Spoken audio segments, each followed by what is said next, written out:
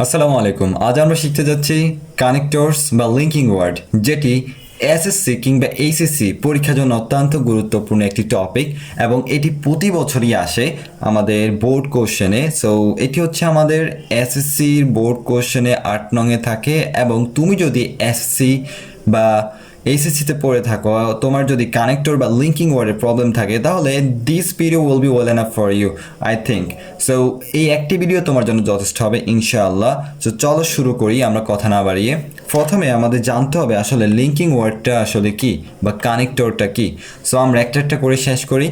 Connector কি? Connector হলো এমন একটি শব্দ বা শব্দগুচ্ছ যা দুটি ওয়ার্ড, ফ্রেজ বা সেন্টেন্সকে যুক্ত করে এবং তাদের মধ্যে লজিক্যাল সম্পর্ক তৈরি করে।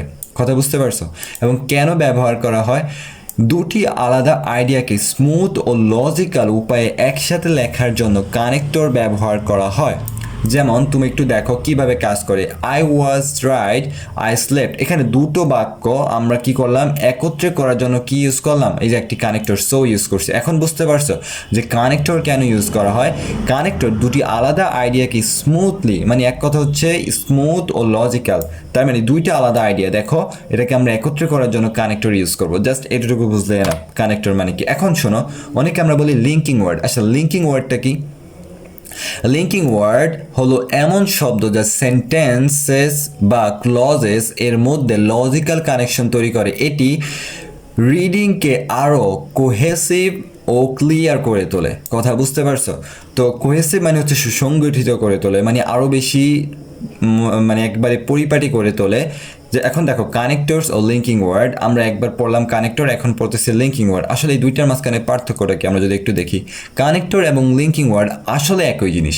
আমরা এই যে জিনিসটা তাহলে বলতে পারো, যে জিনিসটা তাহলে বলার কি প্রয়োজন ছিল? আমাদের কিছু স্টুডেন্টের মাঝখানে আমরা প্রায় সময় লক্ষ্য করি, তারা কানেক্টর এবং লিঙ্কিং ওয়ার্ড তারা মনে করে দুইটা আলাদা আলাদা টপিক, কিন্তু তাদের জন্য এই জিনিসটা যে কানেক্টর আর লিঙ্কিং ওয়ার্ড মূলত একই জিনিস। আসলে এক একজন টিচার বা এক একজন এক এক নামে এটাকে ডাকে বা এক এক নামে চিনে। ওকে, সো দুটি আলাদা নাম হলেও কাজ ও ব্যবহার সম্পূর্ণ এক।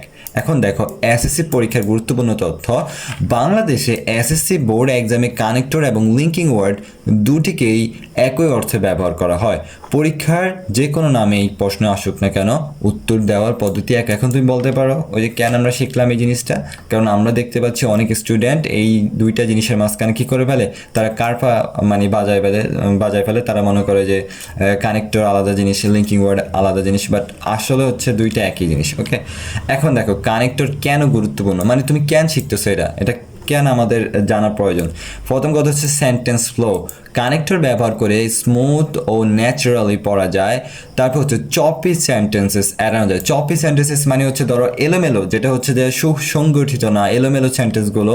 সো ওই জিনিসগুলো আমাদের এড়ানো যায়, ঠিক আছে? যেমন লজিক্যাল কানেকশন। তারপর 2 নাম্বার দেখো লজিক্যাল কানেকশন, দুটি আইডিয়া এর মধ্যে কজ, তারপর হচ্ছে কন্ট্রাস্ট, তারপর হচ্ছে অ্যাডিশন ইত্যাদি সম্পর্ক স্পষ্ট করে। তার মানে এটা লজিক্যালি কানেকশন তৈরি করে এই কানেক্টরগুলো। বেটার রাইটিং, তুমি ভালোভাবে লিখতে পারবা। তার মানে এসে, প্যারাগ্রাফ ও লেটার লেখার মান উন্নত করে। তোমার হচ্ছে কোহেসিভ রাইটিং তৈরি করে, মানে সুসংগঠিত লেখা তৈরি করে। এসএসসি এক্সাম প্রিপারেশন, যেহেতু তুমি এসএসসিতে পড়ো, তার মানে এসএসসিতে তো প্রতি বছর এখান থেকে প্রশ্ন আসে এবং এখান থেকে 5 নাম্বার। তার মানে তোমাকে এই জন্য এটা শেখা প্রয়োজন। এখন দেখো কানেক্টর কত ধরনের, আমাদের ওইটা জানতে হবে যে কতটা টাইপের কানেক্টর আছে। একটা হচ্ছে অ্যাডিশন। অ্যাডিশন মানে হচ্ছে যোগ করার জন্য একটা টাইপ আছে। কন্ট্রাস্ট মানে বিপরীত বোঝাতে। কজ ও এফেক্ট, কজ বা এফেক্ট তার মানে কারণ ফলাফল বোঝাতে। টাইম সময় বোঝাতে। কন্ডিশন শর্ত বোঝাতে। তার মানে কানেক্টর এখান থেকে তুমি কি বুঝতে পারলা? প্রধানত 5টা টাইপ, যে 5টা টাইপ তোমার জানা একেবারে গুরুত্বপূর্ণ। মনে রেখো কানেক্টর এর ধরন বোঝা মানে সঠিক উত্তর বেছে নেওয়া সহজ হয়ে যায়। তার মানে তুমি যদি ধরনটা বুঝতে পারো, তোমার সঠিক উত্তর বেছে নিতেও কী হয়ে যাবে, সহজ হয়ে যাবে। এখন দেখো অ্যাডিশন কানেক্টরস যোগ করার অর্থ প্রকাশ করে, যেটা হচ্ছে আমরা এই 5টা টাইপ কানেক্টর দেখছিলাম না, এই 5টা টাইপকে এখন আমরা হাতে ধরে ধরে এক্সপ্লেন করবো। ওকে, দেখো এই যে অ্যাডিশন, প্রথম হচ্ছে অ্যাডিশনগুলো কি and, also, besides, more over, further more, in addition, as well as to. So এই কানেক্টরগুলো ব্যবহার হয় যখন একটি বক্তব্যর সাথে আরেকটি তথ্য যোগ করতে হয়। বাংলা অর্থ দেখো এবং, এছাড়াও, উপরন্ত, আরও। যেমন হি ইজ ইন্টেলিজেন্ট, তার মানে এটা একটা তথ্য। হি ইজ হার্ড ওয়ার্কিং, তার মানে সে ইন্টেলিজেন্টের পাশাপাশি সে হচ্ছে হার্ড ওয়ার্কিং। এই যে মোর ওভার, আমরা এই একটি তথ্যের সাথে আরেকটি তথ্য যুক্ত করছি বা যোগ করার ক্ষেত্রে আমরা মোর ওভার ইউজ করছি। তারপর দেখো শি ক্যান সিং, সে গাইতে পারে, অ্যাজ ওয়েল অ্যাজ, এর পাশাপাশি সে কী করতে পারে, ড্যান্স করতে পারে। সো এই যে দুইটা জিনিস আমরা যুক্ত করছি, এই কারণে আমরা এখানে কানেক্টর বা অ্যাডিশন কানেক্টর ইউজ করছি। কথা বুঝতে পারছো? হি ইজ পোর, সে গরিব, he is ill, besides he is কি, ইল। সো এই যে দুইটা তথ্যকে আমরা একত্র করলাম আর একটা কি, অ্যাডিশন কানেক্টর দিয়ে। এখন বুঝতে পারছো অ্যাডিশনগুলো কি? এবার আসো 2 নম্বরে, আমাদের দ্বিতীয় টাইপ যেটা আছে সেটা হচ্ছে কন্ট্রাস্ট কানেক্টরস। কথা বুঝছো? কন্ট্রাস্ট কানেক্টরস, এটা হচ্ছে বিপরীত বা ব্যতিক্রম বোঝায়। কথা বুঝতে পারছো? যেমন দেখো yet, but, yet, however, although, তারপর দো, তারপর হচ্ছে even though, despite, on the other hand, এগুলো সব হচ্ছে কন্ট্রাস্ট কানেক্টর বা বিপরীত অর্থ প্রকাশ করে। ওকে, দুটি বিপরীত বা ব্যতিক্রম ধর্মী ধারণাকে যুক্ত করে বাংলায় কিন্তু, তবুও, যদিও, তথাপি। আমরা একটা উদাহরণ দেখি, হি ইজ পোর, সে গরিব, সো হি ইজ অনেস্ট। এখন দেখো দুইটা বিপরীত টাইপের, সে গরিব হওয়ার পরও সে কি, সৎ, এটাই। তার মানে এই যে বিপরীত ধর্মীয় দুটি বাক্যকে যুক্ত করতে আমরা এই কন্ট্রাস্ট টাইপের কানেক্টর ইউজ করি। ঠিক আছে? Although it was raining we went out, এই যে দুটা বিপরীত ধর্মী বাক্য। He studied hard however he failed. Okay, এখন 3 নাম্বার আমাদের যে টাইপটা সেটা ছিল কজ বা এফেক্ট। কজ বা এফেক্ট, এই কানেক্টরগুলো কী কী? কজ মানে কারণ আর এফেক্ট মানে ফলাফল। তার মানে আমরা একটু যদি দেখি যে এগুলো কী কী হয়, বিকজ, তারপর হচ্ছে since, as, so, therefore, thus, as a result, তারপর হচ্ছে কনসিকুয়েন্টলি, এগুলোকে বলা হয় কজ এবং কি, এফেক্ট। দেখো কজ কি, বিকজ, সিন্স, অ্যাজ, এগুলোর অর্থ কারণ বা যেহেতু, এফেক্ট ফলাফল, সো, দেয়ারফোর দাস, তাই, সুতরাং, ফলাফল স্বরূপ, এগুলো হচ্ছে এফেক্ট জাতীয় connector. He was ill, so he could not come. So এই যে এখানে দেখো এই যে আমরা যেটা বুঝতে পারলাম, এখানে হি ওয়াজ ইল, এই কারণে সে কী করতে পারে নাই, আসতে পারে নাই। কথা বুঝতে পারছো? তার মানে এইটা হচ্ছে কজ ও এফেক্ট জাতীয় কি, কানেক্টর। এরপরে দেখো এই যে because he worked hard he first the exam, তার মানে এখানে বলা আছে কি, সে কঠোর পড়াশোনা করছিল বিদায় সে পরীক্ষা কি করছে, পাশ করছে। বুঝতে পারছো? সো এখানে হচ্ছে 3 নাম্বার টাইপ আমরা বুঝতে পারলাম, কজ ও এফেক্ট। এগুলো খুবই গুরুত্বপূর্ণ তোমার এসএসসি বা এইচএসসি এক্সামের জন্য। ওকে, আসো তারপরে time connectors. So time connectors মানে হচ্ছে সময় বোঝাতে যেগুলো ব্যবহার করা হয়, যেমন before, after, then, when, while, until, as soon as, তারপর হচ্ছে হোয়েন এভার। বিফোর মানে আগে, আফটার মানে পরে, হোয়েন মানে যখন, হোয়াইল মানে যখন, আনটিল যতক্ষণ না, অ্যাজ সুন অ্যাজ যেই না। After he finished his work he went to sleep, while I was studying the lights went out, as soon as she came we started the meeting. বুঝতে পারছো? তার মানে এগুলো হচ্ছে টাইম বোঝাতে। এই যে টাইমের অর্থগুলো এখানে দেওয়া আছে, কোন কানেক্টর দ্বারা কি অর্থ প্রকাশ করা হয়, তুমি একটু অর্থগুলো পড়ে নিবে। ওকে, তো আমরা বুঝতে পারলাম 4 নাম্বার টাইপটা। এখন আমরা 5 নাম্বার সর্বশেষ, সেটা হচ্ছে কন্ডিশন কানেক্টর, যেটার অর্থ হচ্ছে শর্ত। কথা বুঝছো? যেটা হচ্ছে শর্ত বা নির্ভরতা বোঝাতে, যেমন ইফ, তারপর হচ্ছে তোমার unless, provided that, as long as, in case, on condition that. এখন দেখো ইফ যদি, আনলেস যদি না, প্রোভাইডেড দ্যাট এই শর্ত যে, অ্যাজ লং অ্যাজ যতক্ষণ। ঠিক আছে? এখন এই যে ইফ ইউ স্টাডি হার্ড, যদি তুমি কি করো, কঠোর পড়াশোনা করো, ইউ উইল পাস, তুমি পরীক্ষায় পাস করবে। এখন দেখো যে শর্ত দেওয়া আছে, মানে তুমি যদি এটা করো ওটা পাবা। কথা বুঝছো? এরকম টাইপের। সো তারপর unless you work hard you can not succeed, তার মানে তুমি যতক্ষণ না কঠোর পরিশ্রম করবে তুমি কি হতে পারবা না, অবশ্যই সফল হতে পারবে না। এগুলো আর কি। এইবার দেখো এসএসসি এক্সাম প্যাটার্ন, আমাদের এসএসসি পরীক্ষার্থী মানে যারা পরীক্ষার্থী আছে তাদের পরীক্ষা কিভাবে আসে। এসএসসি পরীক্ষায় সাধারণত এভাবে প্রশ্ন আসে, সেটা হচ্ছে তোমার এই যে দেখো এরকম একটা প্রশ্ন দেওয়া থাকবে। সো এখানে মোট একটি মানে প্রতিটা শূন্যস্থানের জন্য একটি করে নাম্বার দেওয়া থাকবে এবং মোট 5টি দেওয়া থাকবে। তো 5টি শূন্যস্থানে তুমি মোট কত নাম্বার পাইবা? 5 নাম্বার। কথা বুঝছো? এখন দেখো একটি প্যাসেজ দেওয়া থাকে যেখানে কিছু জায়গায় ব্ল্যাঙ্ক থাকে, ব্ল্যাঙ্ক মানে শূন্যস্থান, সঠিক কানেক্টর বসিয়ে প্যাসেজটি সম্পূর্ণ করতে হয়। এটাই হচ্ছে এসএসসি এক্সাম প্যাটার্ন। এইবার দেখো এই বছরে কুমিল্লা বোর্ডে 2026 সালে এই পরীক্ষাতে আমাদের যে এসসিরা যারা এই যে মাত্র 2026 সালে পরীক্ষা কমপ্লিট করলো, তাদের বোর্ডে এই পরীক্ষায় প্রশ্নটা এটাই আসছিল। ঠিক আছে?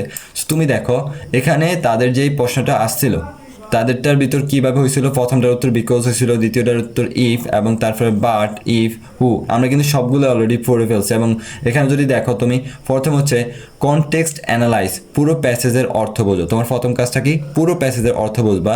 দ্বিতীয় নাম্বার কাজ হচ্ছে মিনিং অ্যানালাইজ, ব্ল্যাঙ্কের আগে পরের অর্থটা দেখো। তারপর হচ্ছে কানেক্টর সিলেকশন করো, সঠিক টাইপ। ওই যে আমরা পড়ছিলাম কয়টা টাইপ জানি থাকে, 5টা টাইপ। কোন টাইপের কানেক্টরস, এই যে বিকজ, বিকজ মানে কি, ওই যে কজ আর এফেক্টের, মনে আছে? তার মানে এটা হচ্ছে কজ আর এফেক্ট জাতীয় কানেক্টর। তারপর ফাইনাল অ্যান্সারটা তুমি বসিয়ে দাও, এই যে 4 নাম্বার স্টেপ হচ্ছে। তার মানে তোমার একটা কানেক্টরের কোশ্চেন সলভ করার জন্য 4টা স্টেপ ফলো করা একেবারে মাস্ট, গুরুত্বপূর্ণ, ঠিক আছে? এবার আসো স্টেপ বাই স্টেপ আমরা সলভিংগুলো একটু দেখি। এসসি পরীক্ষাদের কানেক্টর সমাধানের শর্টকাট আমরা একটু ওই 4টা স্টেপ একটু আলোচনা করি। প্রথম হচ্ছে তোমাকে সেন্টেন্স মিনিং বোঝা। তুমি এখানে কোথাও রুলসের কোনো প্রয়োগ দেখবা না, সুতরাং তোমরা যারা এখন রুলসে বিশ্বাসী তারা এটা দেখে বুঝে নিতে পারো যে রুলস দিয়ে তুমি জীবনে কানেক্টর সলভ করতে পারবা না। তোমাকে প্রথম যে কাজটা জানতে হবে সেটা হচ্ছে সেন্টেন্স মিনিং। তারপরে তোমাকে রিলেশনশিপ খুঁজে বের করতে হবে, মানে দুটি ক্লজের মাঝখানে সম্পর্ক নির্ধারণ করে। এটা কি কারণ নাকি ফলাফল, নাকি বিপরীত অর্থ বোঝাচ্ছে, নাকি যোগ, নাকি সময়, কি বোঝাতে চাচ্ছে। তারপর কানেক্টর টাইপ নির্ধারণ করো, যে তোমাদের 5টা কানেক্টর টাইপ শিখাইছি। তারপর কারেক্ট অ্যান্সার নির্বাচন করো। এবার তুমি কারেক্ট অ্যান্সারটুকু বসিয়ে দাও, ঠিক আছে? সো এই 4টা স্টেপ ফলো করলে তোমার জন্য ওয়েল এনাফ।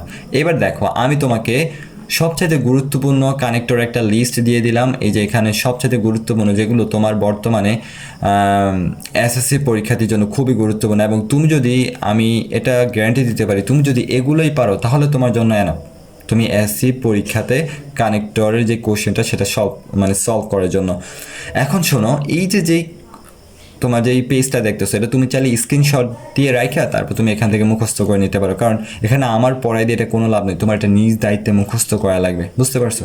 এই যে অ্যাডিশন টাইপের কয়েকটা দেওয়া আছে, কন্ট্রাস্ট, কজ, টাইম, তারপর হচ্ছে কন্ডিশন, এগুলো অবশ্যই মুখস্থ করে নেবা।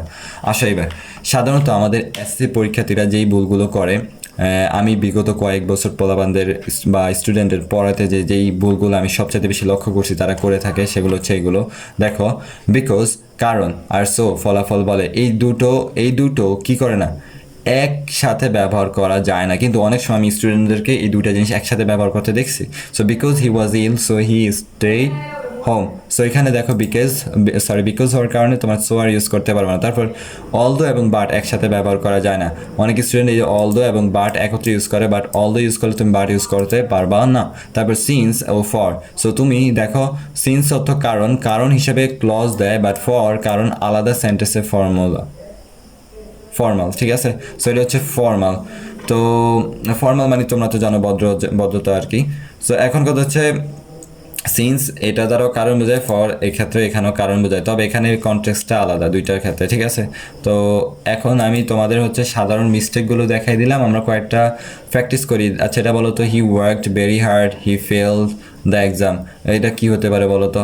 আমরা একটু উত্তরটা দেখি। ইয়েট, যদিও কঠোর পরিশ্রম করেছিল তবুও ফেল করেছিল, এটা হচ্ছে কন্ট্রাস্ট মানে বিপরীত ধর্মীয় বাক্য, ঠিক আছে? তারপরে দেখো, it was raining heavily, we continued our journey, এখানে কি হতে পারে? অলদো হবে, বিকজ হবে, না সো হবে? কি হতে পারে একটু চিন্তা করো। আচ্ছা, এখানে অলদো হবে, যদিও প্রচণ্ড বৃষ্টি ছিল, তার মানে কন্ট্রাস্ট জাতীয়। তারপর আমরা লাস্টেরটা দেখি, she is intelligent, she is also very hard working, দুটি বাক্যকে আমরা যুক্ত করবো, তাহলে যুক্ত করতে কি হতে পারে বলো তো? মোরো আবার, নাকি? ইয়েস, মোরো আবার, মেধাবী তদুপরি পরিশ্রমী। ওকে, আরেকটা করি, he was hungry, he had not eaten anything, কি হতে পারে? সো হবে, বিকজ হবে, নাকি বাট হবে? কোনটা হতে পারে? বিকজ, কারণ ক্ষুধার্ত ছিল, কারণ কিছু খায়নি, এই কারণে কজ বোঝাতে আমরা বিকজ ইউজ করবো। এখন বুঝতে পারছো যে কীভাবে তুমি এগুলো সলভ করবা। আচ্ছা, এখন আমরা এসসি এক্সামের জন্য কিছু টিপস দিতে যাচ্ছি তোমাদের।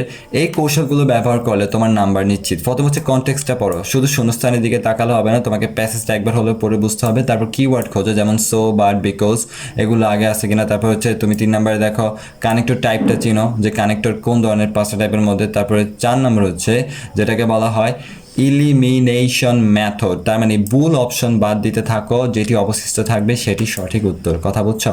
এখন হচ্ছে ডাবল কনজাংশন এড়াও, এই যে although dot dot but, because dot dot so, when dot dot then, এই জাতীয় কনজাংশন এড়াও। অনেক স্টুডেন্টদেরকে আমি এই ভুলগুলো করতে দেখছি, তোমরা এই ভুলগুলো করবে না। ওকে, এখন আমাদের টপিক সামারিটা যদি একটু দেখি, আমরা আজকে যা শিখলাম, এবং এটাকে বলা হয় মাইন্ড ম্যাপ। তোমরা এই মাইন্ড ম্যাপটাকে একটা স্ক্রিনশট রাখতে পারো। সেটা হচ্ছে কানেক্টর এবং লিঙ্কিং ওয়ার্ড, এই 5টা টাইপ হতে পারে। সেটা হচ্ছে অ্যাডিশন, কন্ট্রাস্ট, কজ এফেক্ট, তারপর হচ্ছে টাইম, তারপর হচ্ছে কন্ডিশন। সো এগুলো আমরা অলরেডি বিস্তারিত আলোচনা করছি। মনে রেখো কানেক্টর টাইপ জানো, তোমার প্রথম কাজটা হচ্ছে কানেক্টর টাইপ জানো, সেন্টেন্সের অর্থ বুঝো, সঠিক উত্তর দাও। কিন্তু এখানে আমি কোথাও বলছি রুলসের কথা, তার মানে তোমরা যারা এখন রুলসের উপর বিশ্বাসী তারা কখনো এগুলো সলভ করতে পারবা না, এটা আমি গ্যারান্টি দিয়ে বলতে পারি।